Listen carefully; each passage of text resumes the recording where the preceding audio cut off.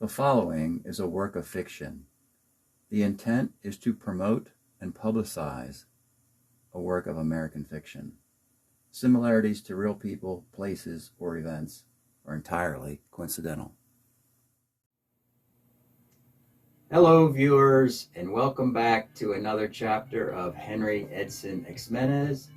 I'm Paul Flum, on behalf of Conscious Publishing and the Shrimp Trawler channel, reading another chapter today, and it's chapter 34, which is called Your Bizarre Fascination with Spanish Moths.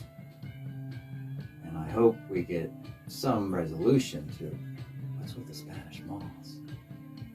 Anyway, if you're wondering about this, you have to check out the last chapter, 33, which is called Used Up Tiki Torches, in which our hero had to move from the patio lifestyle, upstyle, suburban madman life of patio living, grills, shish kebabs, tiki torches, citronella candles, and so forth. No more.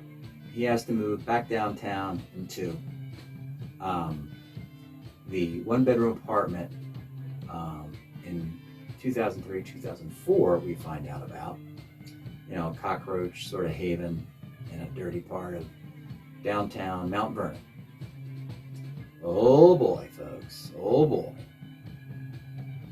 And so when he gets down there, what he does is he's got a moving van full of his belongings he took from the house in the burbs, part of downtown.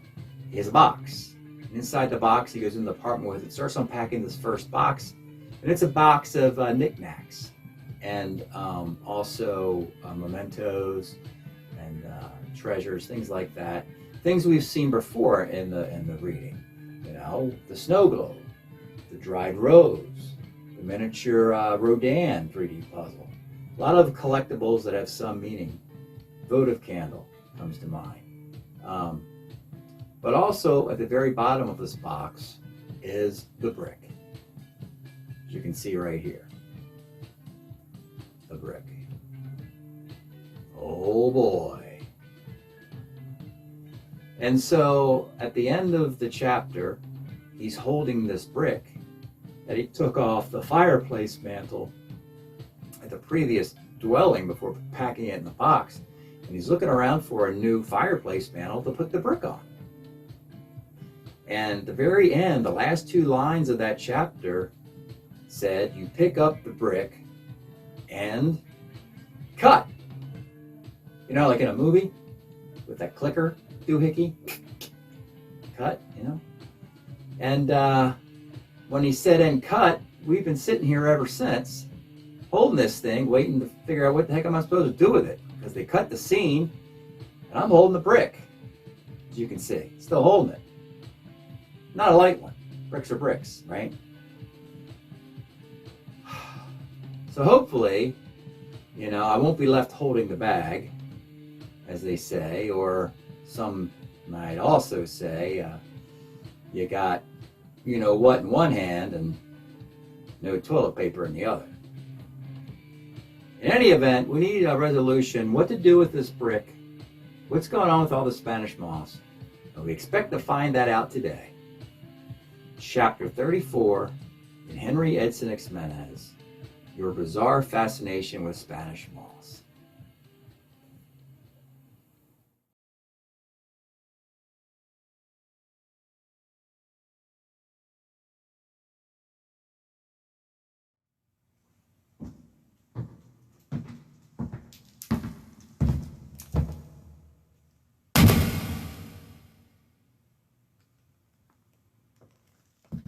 Okay, and Your Bizarre Fascination with Spanish Moths.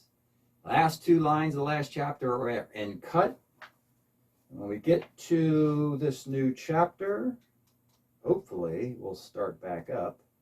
Let's see if we do that. Here we go. And action. You pick up the brick from the fireplace mantle and place it on the AC cord of the heat rock. There.